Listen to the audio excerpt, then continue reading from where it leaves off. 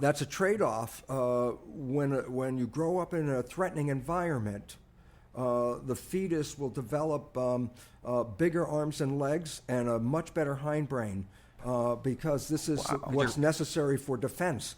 Wow. And if you grow up in a very loving environment, then the energy goes into the forebrain. Become a jelly man. What? No, I agree with that 100%. They're always trying to reach for their dreams, so they have longer arms. I like it. Michael Irvin actually told me this. I was on a plane with him once, and he was explaining to me, he does a lot of, he's a famous football player. He does a lot of work with kids, that, grow up and have like a lot of anger issues. And he sort of explained to me that when you're a baby and you're growing up inside of a woman's body, you're developing in a horrible environment where there's, no father and there's violence and there's, crime and all this. The fetus will become programmed to act quicker, to be more violent, literally. That's exactly what the design of nature is. Try to stick them in a fucking cubicle. Well, this whole thing is so screwed that way because then we propagate that and we say, look, blacks are great athletes. I say, look where they all come from. They all come from, essentially an environment that is totally not supportive, which means biologically they have to acquire the ability to fight to survive. So their bodies are designed much healthier in that regard. That's pretty crazy when you think about it. It's like the suppressing of the black man has made the black man stronger than the suppressor. Well, in a physiological sense, yes. Wow. Yeah, because they have to struggle to stay alive, so they're designed to be in struggle. Is it true that shit that Jimmy the Greek got fired for when he said that black people have been bred, as slaves, the biggest ones, they would breed with the other biggest ones? Is that why so many black people are big, or do you believe that it's a stress and environment issue? Stress and environment issue. Wow. Yeah, totally stress and environment. And this is why we have to recognize biological organisms are designed to be a complement to their environment. So really, like boxing promoters, they should go to horrible neighborhoods and scout talent. Yeah, well, that's where the toughest kids in the block are, aren't they? Right. Yeah, so that's where you're going to find them. Wow.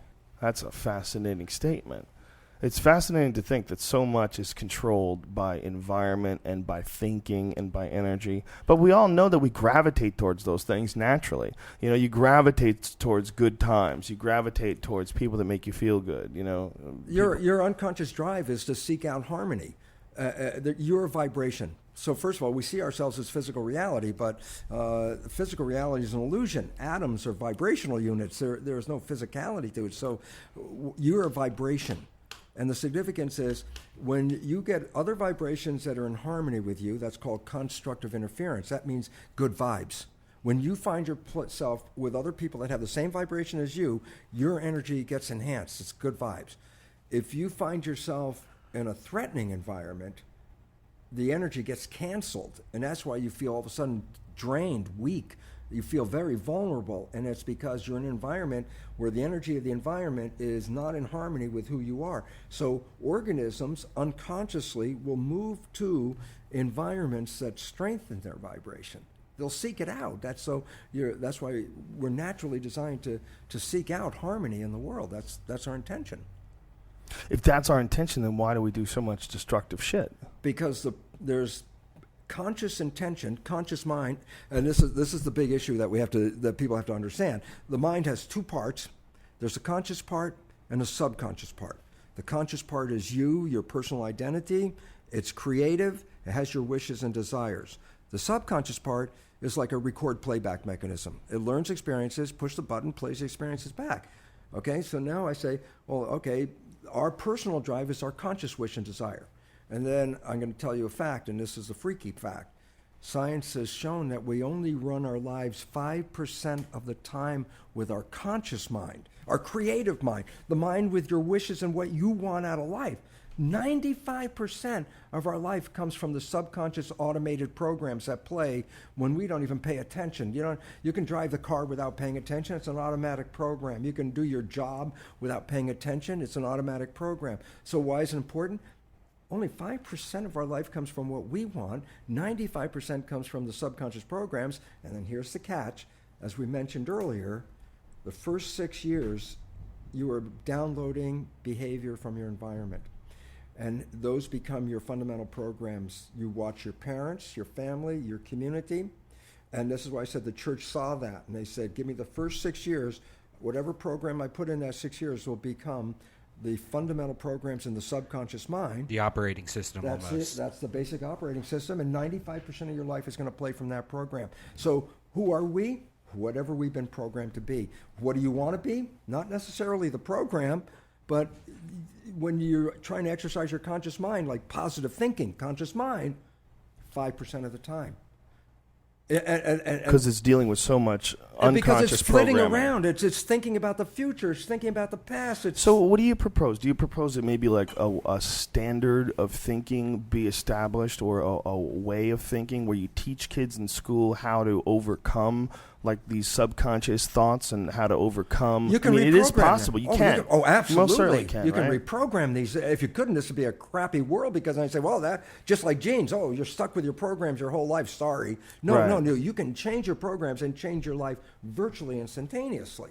But you have to know what you're trying to do, and that's the whole idea. If nobody knows, that they're even behaving from their unconscious programs, they don't even believe that. They think, oh, I'm running my life with my intentions and my wishes. It's like what they're thinking.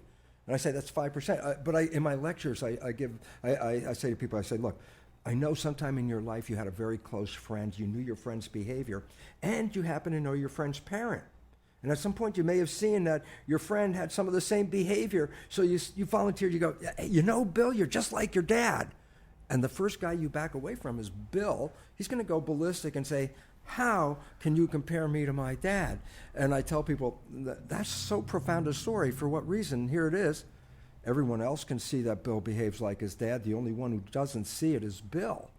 And we're all Bill, meaning we play behaviors that don't even harmonize with our wishes and desires, but when we play them, we don't see them because they're automatic and unconscious.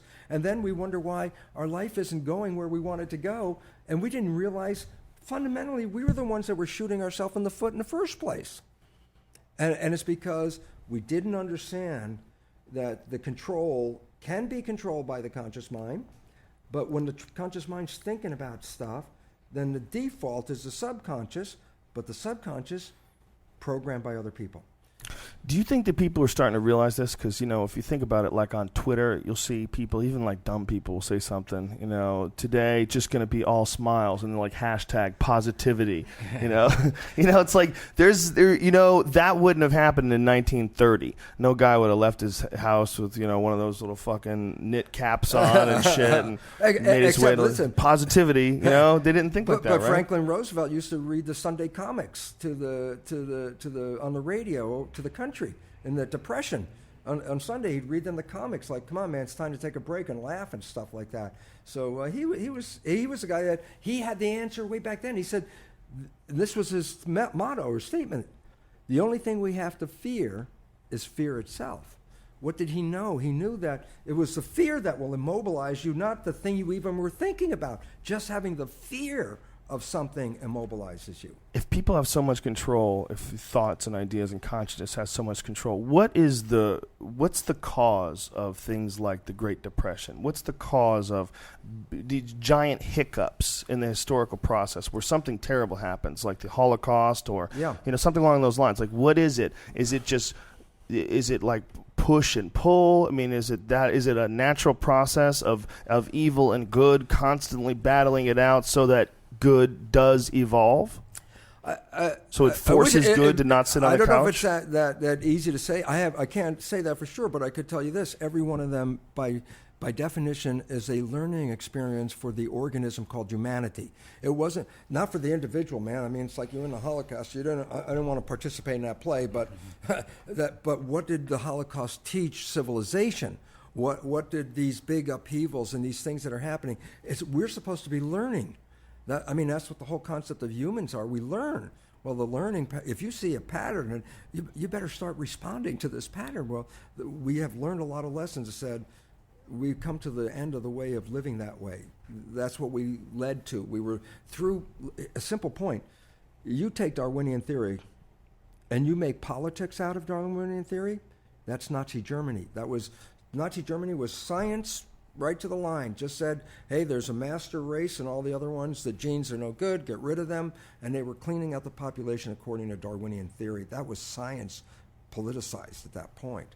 And now it's like, I had to tell you, but I think the pharmaceutical company has still got its roots back in that time period. It's a manipulation of people. The drugs are toxic.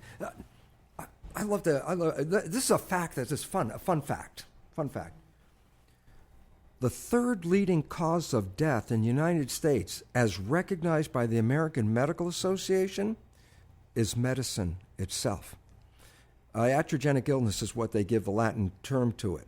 It is the third leading cause of death. According to the medical industry, they are the third leading cause of death. But it was based on conservative estimates because a paper... When you say the medical industry... Yeah. When you say the medical industry, are you talking about pharmaceuticals? Or Pharmaceuticals primarily. Medicine does miracles. I'm not going to knock medicine down because medicine does miracles, man. Anything physical with the body, mechanical, they are miracle makers. You want to transplant a heart, you want to cut pieces, fix them, go to them. Right. You want to deal with cancer, Alzheimer's, diabetes, obesity, depression. They have no idea what the hell they're talking about, because they know the mechanical biology, which gives them the opportunity to work on the body as a vehicle, cut out parts, change parts. But how do the parts necessarily work? There's some missing information because the new science undermines the existing belief system. So that's why the failure of the system. And it turns out that when you do the statistics, medicine actually becomes the leading cause of death in the United States today. And the pharmaceutical company is one of the major elements behind that. That's amazing. That's a fact of science. You know, it's even more creepy as cigarettes. Here's the secret, Joe. Here's the secret. Instead of taking oil of Olay, smoke cigarettes, just go to Toys R Us once a week and suck your thumb every night. You'll sleep well. I don't even know what you just said. I have no idea what you just said.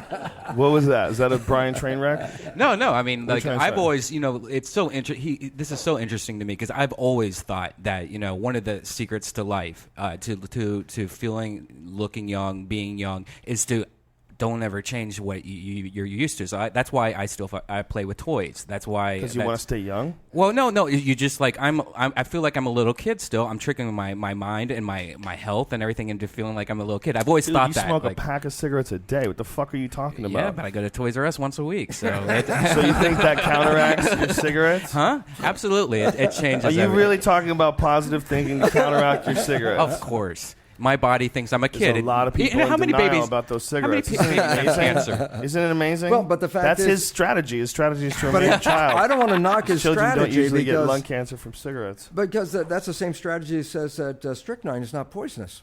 Exactly. Right. Yeah. How many babies a lot of people get have cancer? fucking cancer that didn't think they were going to get cancer. Well, there's other you problems. keep smoking cigarettes, stupid? Go ahead, man. I don't believe you believe in it enough. How about that? Oh, yeah? Have you seen my apartment? Have you seen this office? Look, I don't even know what that means. I don't even know what that means. You smoking cigarettes, stupid. Ridiculous. They're candy cigarettes, Joe. Oh, I didn't know that. Cigarettes. That's awesome. Smoke is pixie dust, right? It's amazing that it becomes such an issue. Look at him. He's lighting up. Stop talking about cigarettes. Dude, don't light up. Oh, my God. Don't No, light hey, up there's secondhand indoors. That's smoking gross, here now, dude. man. That's gross. Why are you lighting up indoors, man? Nasty motherfucker with your stinky habit. God, we're gonna die. Isn't that amazing? We're talking about positive thinking and beliefs and how you can structure the world and change it for the better. And this fuckhead lights up a cigarette. Just to prove a point, Brian. No, it's because that's who he is. That's who he is. He can't help it. I just like the smoke effect in the studio when it's recorded. Yeah, that's what you like. Just like when you Joe, like cigarettes, Joe, you know when you used to say go to comedy clubs like Texas before they banned cigarettes, you used to always say that on stage how cool it was to go into a room. I do like that. And I think that just adds to the whole like sitting around. Yeah, but not at a podcast when you talk to a gentleman talking about positivity and you go and do the exact opposite of what he's selling, you fuck. You just became the problem, Brian. You are the problem. You're the fucking whatever percent it is. You know, 7. You can't go 99% and 1%. Yeah. I know they can do that financially, but when it comes to morons, it's a much more complicated scale. We can't just. It's not just two groups, man. And people they have feet in both groups. That's also an issue. How do we fix this? You're a smart guy. You obviously, instead of knowing these, things, you must have some sort of an idea of how it can be. Absolutely. How do we implement a positive move forward? The first thing that's happening right now that's really critical is Occupy Wall Street.